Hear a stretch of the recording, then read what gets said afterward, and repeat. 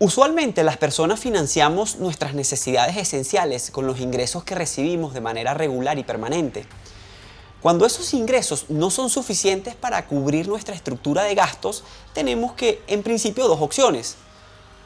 O recortamos nuestros gastos calzándolo así con nuestros ingresos, o buscamos dinero adicional solicitando un préstamo, y así podemos mantener sin cambios nuestro ritmo y estilo de vida. Ahora, se supone que esos nuevos préstamos podremos pagarlo con los ingresos que generamos y generaremos, pues de lo contrario, si incurrimos en un sobreendeudamiento, es decir, nos endeudamos por encima de lo que nos permite nuestra capacidad de pago, llegará el momento en el que nos encontraremos en una encrucijada, donde nos tocará decidir si pagamos los gastos esenciales o le pagamos a nuestro acreedor. El tema está en que cuando esos ingresos solo alcanzan para sufragar gastos esenciales como salud, vivienda, educación, etc., difícilmente la decisión que tomarás será la de pagar primero a tu acreedor, por lo que incurrirás en un incumplimiento de pago y con ello te arriesgarás a soportar las innumerables consecuencias que un incumplimiento de pago o de la obligación apareja. Ahora bien, cuando hablamos de un Estado o de un gobierno, la dinámica financiera es bastante similar a la de las personas.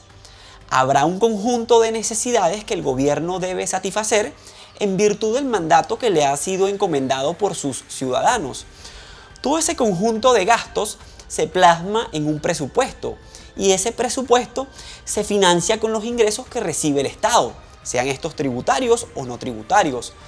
Cuando esos ingresos ordinarios no son suficientes para cubrir todo el gasto público y las aspiraciones de crecimiento que tiene ese determinado país, entonces los gobiernos optan también por recurrir al financiamiento. Es decir, toman dinero prestado de terceros que les permita cubrir su déficit presupuestario. También, como lo señalábamos en el caso de las personas, ese endeudamiento en principio debe atender a la capacidad de pago presente y futura del Estado, ya que de lo contrario no podrá hacer frente a sus compromisos financieros y posiblemente tenga que incurrir en default, es decir, en cesación de pagos, lo cual también generará múltiples consecuencias negativas para la economía de un país. Claro, antes de incurrir en default, muchas veces los países optan o por imprimir dinero para poder honrar la deuda, soportando inevitablemente las consecuencias inflacionarias que eso genera, o también emitir más deuda, es decir, vender nuevos bonos y con ese dinero fresco pagar las deudas anteriores, que es lo que se conoce como rollover, una herramienta que procura que los inversionistas no resulten perjudicados y tampoco se afecte la calidad crediticia del propio país. Hasta ahora hay algo claro, y es que el nivel de endeudamiento de un país es un asunto de interés nacional por todas las consecuencias negativas que un sobreendeudamiento puede generar. Por esta razón, hemos sido testigos en los últimos meses de una cantidad de titulares sobre el denominado techo de deuda en Estados Unidos, incluyendo declaraciones de la secretaria del Tesoro de Estados Unidos, Janet Yellen, advirtiendo sobre un posible caos financiero y económico global en caso no se eleven los límites de endeudamiento del país. En este video te explicaré en qué consiste y cómo funciona el techo de endeudamiento en los Estados Unidos, las potenciales consecuencias que pueden generarse en los peores escenarios y cómo esto podría afectarte individualmente independientemente del país donde te encuentres.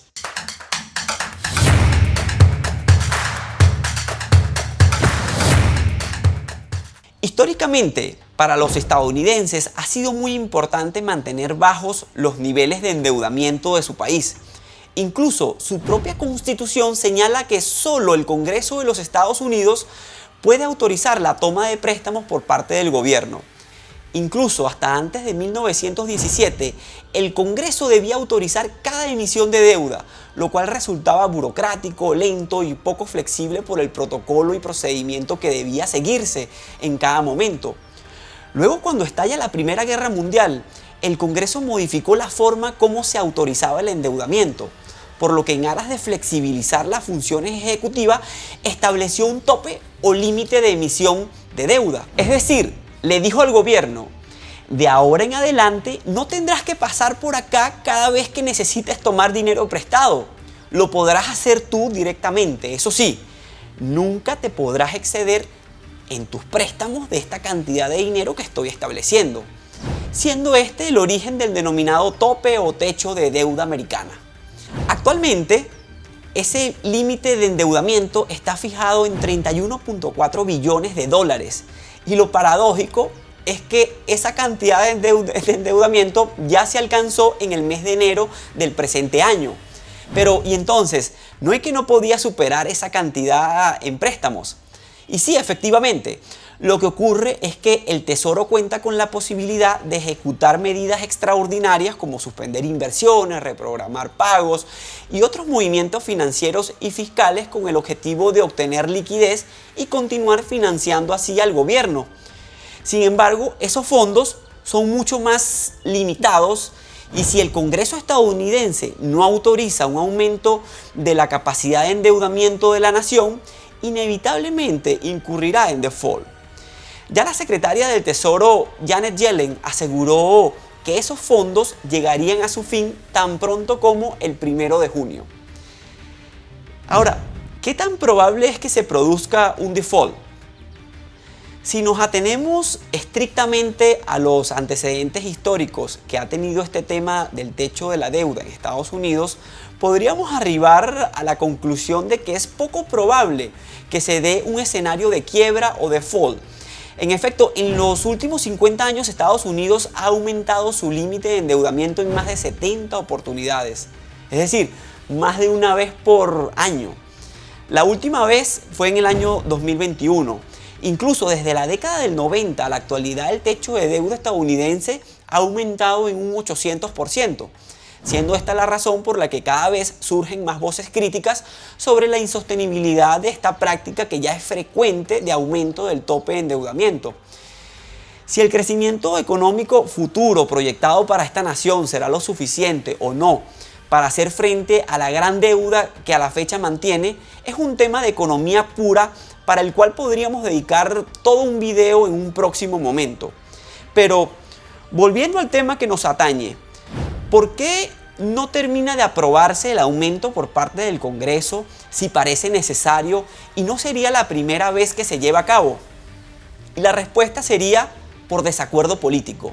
En efecto, este aumento debe darse por ley y recordemos que la aprobación de una ley en un Congreso bicameral como el de Estados Unidos pasa por dos cámaras, la de representantes y la del Senado, que deben aprobarla antes de llegar a la Casa Blanca para su promulgación. Pues bien, actualmente la Cámara de Representantes, primer escalafón de este procedimiento legislativo, se encuentra en manos de los republicanos, es decir, del partido de oposición al gobierno, por lo que en principio se han negado a aprobar este aumento del techo de deuda, al menos de manera incondicionada.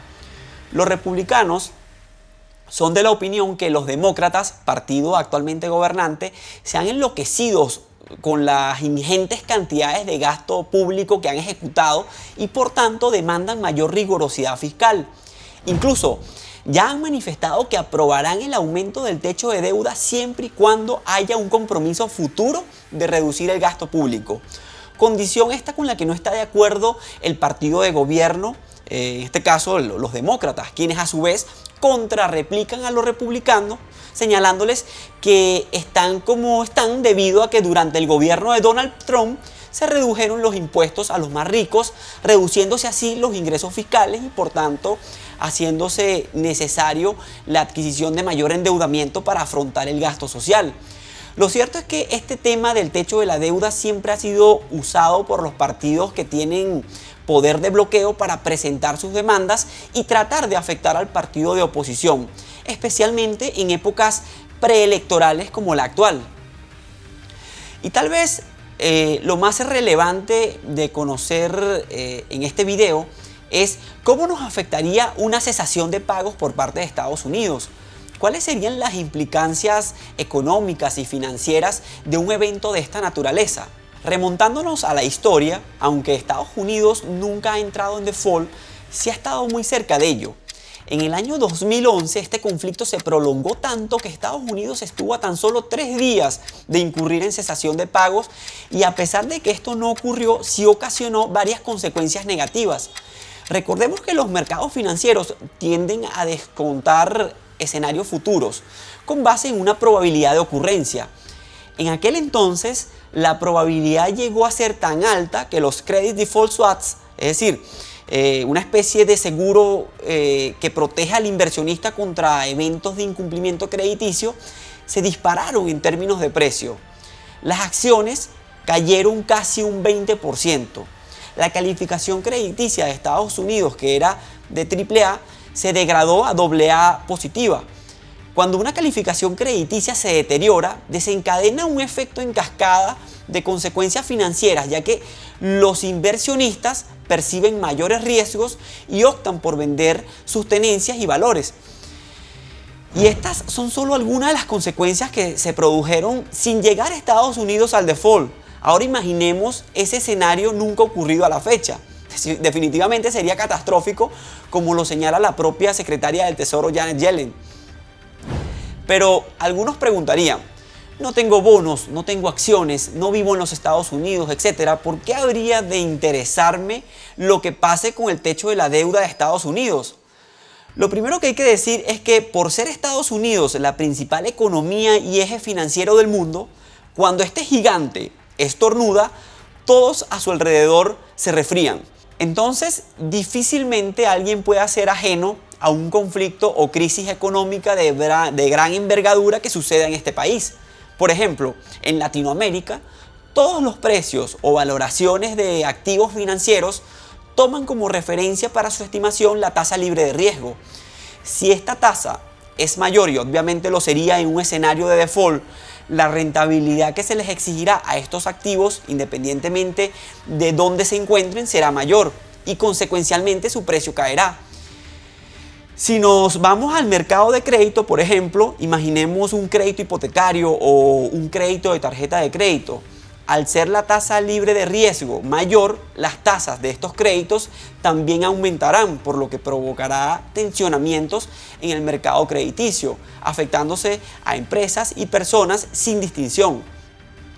Por otro lado, no olvidemos que los bonos del Tesoro estadounidense siempre se han considerado los más seguros del mundo. Y por esta razón, países, bancos, fondos de pensiones y empresas se resguardan en términos de inversión en este tipo de activos. El tema está en que en un escenario de default, el precio de estos bonos caerá y podrá generar pérdidas en los balances de sus tenedores. Esto, como ya hemos señalado en programas anteriores, es catastrófico para la banca, al generarse las condiciones propicias para un pánico financiero y para incentivar una corrida bancaria, desencadenándose un caos de magnitudes impredecibles. A la fecha de grabación de este video, aún no se autoriza un aumento de techo de deuda. Y aunque somos del pensar que no llegaremos a ese escenario, además que un potencial evento de quiebra de Estados Unidos, al menos en este momento, no tendría su causa en la falta de solvencia, sino más bien en otros temas de índole técnico o político que podrían solucionarse en un corto periodo de tiempo. No obstante, resultaría temerario asegurar que todo estará bien. Ya veremos qué pasa después del 1 de junio. Así que si estás viendo este video desde el futuro, no dejes de comentarme qué ocurrió. Nos vemos en un próximo episodio de Inversión a Fondo.